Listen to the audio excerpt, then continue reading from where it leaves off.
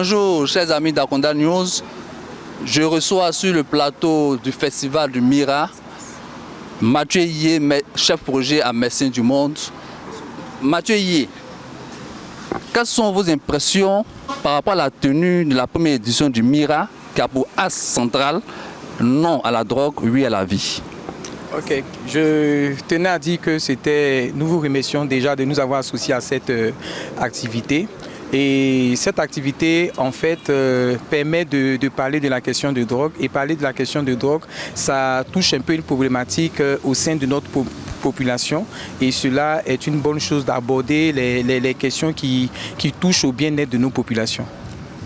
Vous, en votre qualité de médecin et partenaire du Mira, quels sont véritablement vos apports, votre touche personnelle pour la réussite de ce festival? En fait, lorsque nous parlons de la question de drogue, il y a une notion assez importante qu'il faut aborder, qui est la réduction des risques auprès des personnes usagères de drogue. Parler de drogue sans prendre en compte les personnes usagères de drogue, c'est vraiment nier un fait. Les personnes usagères de drogue existent, elles vivent au milieu de nous et il est important que d'autres entités qui interviennent dans cette thématique-là puissent véritablement les prendre en charge. Donc nous sommes ici pour accompagner les personnes usagères de drogue. C'est vrai qu'on parle de drogue, mais il y a déjà des personnes qui sont touchées par cette thématique-là. Et qu'est-ce qu'il faut faire pour eux? C'est à ce niveau-là que Médecins du Monde intervient. Médecins du Monde intervient dans la réduction de tout ce qui est pathologies comme le VIH, la tuberculose, les hépatites et en fait apporte même une prise en charge holistique à toutes ces personnes usagères de drogue là. Et nous venons sur ce festival là pour prôner un peu cette approche de santé publique qui est la réduction des risques auprès des usagers de drogue, la réduction des risques de VIH, tuberculose et hépatite auprès de ces personnes usagères de drogue là. C'est un peu dans cette optique là que nous sommes présents ici. Merci monsieur Mathieu Yé. Je rappelle que Mathieu Yé est chef projet à Médecins du Monde. Nous le recevions dans le cadre du festival du Mira et nous avons entretenu chaleureusement sur l'implication du Médecins du Monde dans la réussite du Mira. Et je rappelle que le Mira, c'est le meeting international du reggae d'Abidjan qui a été lancé par Yacouba Keïta et qui a pour objectif principal de lutter contre la consommation de la drogue en Côte d'Ivoire, notamment à Abidjan. Salut à tous les abonnés d'AkondaNews.net. Nous recevons dans le cadre de notre plateau festival Mira, le meeting international du reggae d'Abidjan, Doy qui est membre du comité d'organisation du Mira, et Doy va nous présenter un temps soit peu l'état des lieux de la tenue du meeting international du reggae d'Abidjan. Doy. Bonjour aux téléspectateurs, aux abonnés de Akonda News. Voilà, ce que je pourrais dire, c'est que le festival se porte très bien. Le festival a démarré hier et comme pour le constater, nous avons du bon son, nous avons du gros son, nous avons une très belle lumière, une très belle scène qui veut rêver n'importe quel artiste. Et les artistes sont au rendez-vous parce qu'hier on a eu droit à deux magnifiques concerts de la part de Selamti et de Ayman Rad. Et je pense que toutes ces personnes qui sont venues se sont vraiment amusées parce qu'on a vu une réelle interaction entre les jeunes qui étaient là, le public qui était là, avec les artistes. Donc on a vraiment pris plaisir hier. On pourra dire que la première journée s'est bien déroulée. Il n'y a pas eu de chauffourée, il n'y a pas eu de débordement. Tout s'est bien passé. Voilà, tant sur le plan sécuritaire, sur le plan logistique, sur le plan de l'ambiance, le plan artistique, tout s'est bien déroulé. Et je pense, et heureusement aussi, le ciel nous a entendus. Il n'y a pas eu de pluie également. Donc nous, on est contents. On est contents de cette première journée-là. Aujourd'hui, c'est le deuxième jour et on aura encore ce soir un magnifique plateau qui va commencer par un sound system avec des artistes qui ne sont pas à l'affiche, mais qui sont des artistes de l'underground, des artistes reggae. On sait que Abidjan est la troisième capitale du reggae au monde. Et à ce titre-là, Abidjan regorge de beaucoup de talents qui ne sont pas forcément connus, voilà, qui font leur petit bout de chemin. Et ces talents-là nous donnent l'occasion de se faire découvrir par le public et par les médias que vous êtes. Donc on aura un gros sound system et après le sound system, nous allons enchaîner sur le plateau officiel live qui sera aujourd'hui honoré par Spyro Fireman et le vieux le père Naftali. Nous sommes à la première édition du MIRA, le meeting international du reggae d'Abidjan qui a pour axe central non à la drogue, oui à la vie. En tant que président du CONACI, quels sont vos sentiments par rapport à la tenue de cette première édition du MIRA? Bien, il faut dire qu'en tant que président du Conseil des organisations de lutte contre l'abus de drogue de Côte d'Ivoire, il faut dire que nous avons été honorés. Nous disons que nous avons été honorés de cette initiative qui vient contribuer effectivement à faire passer le message, surtout à la jeunesse, pour dire que la drogue n'est pas une bonne chose. Et surtout le slogan qui dit non à la drogue, oui à la vie, répond effectivement à l'idéal du combat que nous menons depuis plusieurs années pour que effectivement les jeunes soient sensibilisés sur les méfaits de drogue.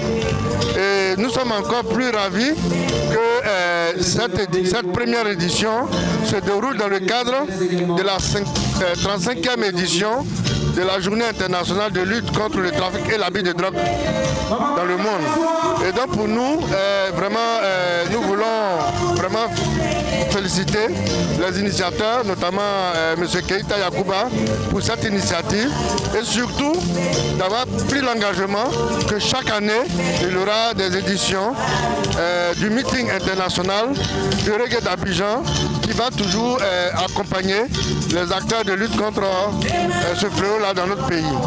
Il faut dire que de façon naturelle, les ONG, comme je l'ai dit tantôt, interviennent dans plusieurs domaines. Et le domaine sur lequel on connaît beaucoup plus les ONG, c'est la sensibilisation des populations. Et donc, c'est dans le cadre de ce festival, depuis le début jusqu'à ce jour, les ONG sont mobilisées pour sensibiliser toutes les personnes qui visitent le MIRA sur les méfaits de la drogue. Nous avons des conférenciers qui interviennent aussi pour présenter la problématique des drogues, surtout le fait que la drogue est un fléau et surtout un piège pour ses consommateurs. Votre dernier message à l'endroit de la jeunesse ivoirienne? Bien, le message qu'on pourrait dire, c'est vraiment le message que MIRA veut véhiculer, c'est de dire non à la drogue, oui à la vie. Parce qu'aujourd'hui, si les jeunes veulent vraiment se construire demain, il serait mieux qu'ils s'éloignent de la drogue. Parce que la drogue est un piège. Voilà.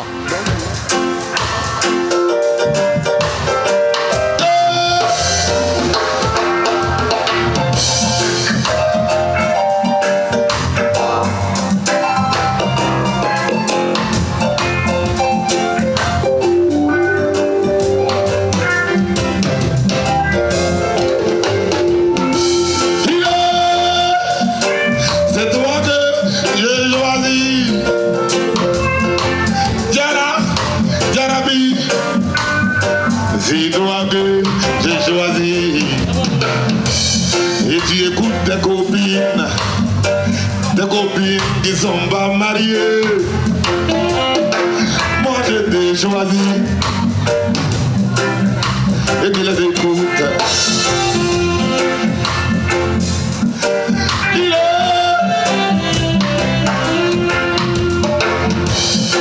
Je t'avais dit, quand on s'est rencontrés, je t'avais dit que moi, je t'avais dit, quand on s'est rencontrés, je t'avais dit, je voulais pas m'amuser. Tu m'as pas écouté, j'ai écouté tes copines. Bébé, tu m'as pas écouté, j'ai écouté tes camarades.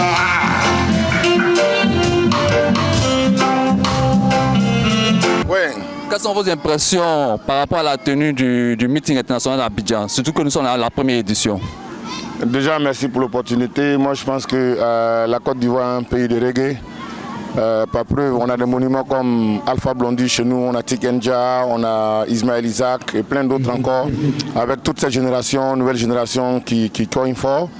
Donc c'est tout à fait normal qu'à Abidjan, il puisse avoir un événement qui réunisse les acteurs du reggae du monde. Donc le meeting international du reggae à Abidjan est bienvenu et nous sommes contents d'être là dans le public. Et puis concernant le festival, une initiative culturelle comme MIRA a besoin de soutien évidemment.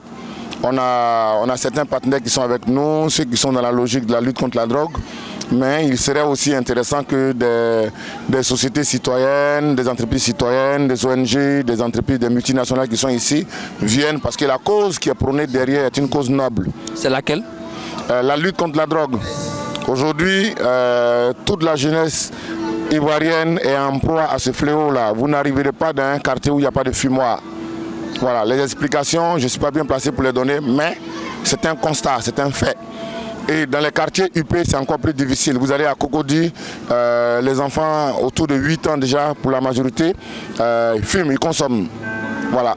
Donc qu'est-ce qu'on fait? Nous, en tant qu'artistes, en tant qu'acteurs culturels, en tant qu'objecteurs de conscience, on dit non. Parce que malheureusement, quand on parle de consommation de substances, de drogue, les gens regardent en premier les gens qui portent des locks et les gens qui sont dans le reggae. Donc c'est pour ça que nous osons prendre la parole pour leur dire, nous sommes dans le reggae, nous sommes dans la musique, mais il ne faut pas lier cette musique-là à la consommation de la drogue. Donc nous on dit oui à la vie, non à la drogue. Merci Zongo. En tout cas, bon festival à vous. Nous recevions l'artiste chanteur comédien Zongo dans le cadre du festival, du meeting international reggae d'Abidjan. Il s'est prononcé sur la question de la drogue. Ça dit pouvoir soutenir le meeting international de reggae d'Abidjan qui est sa première édition. D'autres éditions sont prononcées, d'autres éditions sont prévues pour l'an prochain et les années à venir. Et c'est le moment pour les autorités ivoiriennes, pour les dirigeants, pour la société civile, pour les populations de s'engager véritablement pour une réussite totale de cet engagement du Mira.